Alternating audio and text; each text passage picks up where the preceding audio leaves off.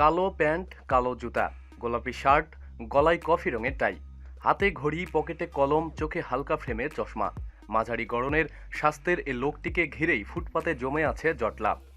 পথচারীদের চোখেও উৎসুক দৃষ্টি। এটুকু শুনে মনে হতে পারে এ নিয়ে ভাবার কি আছে। কোনো কর্পোরেট কর্মজীবী হবেন। কর্পোরেট, কিন্তু জুলহাস হাওলাদার বেছে নিয়েছেন তার নিজের প্রতিষ্ঠান। সেখানে তিনিই প্রধান নির্বাহী। গত ৩ বছর যাবৎ রাজধানীর শাহবাগ এলাকার বঙ্গবন্ধু শেখ মুজিব মেডিকেল বিশ্ববিদ্যালয়ের সামনে যাত্রী ছাউনির পাশে প্রতিদিন সকাল ১০টা থেকে রাত পর্যন্ত দাঁড়িয়ে থাকেন তিনি। আর ভোজন রসিকদের মুখে তুলে দেন সুস্বাদু ঝালমুড়ি।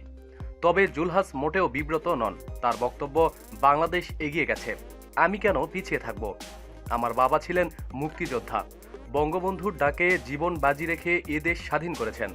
সেই দেশ আজ এগিয়ে গেছে, আমিও বসে থাকব না।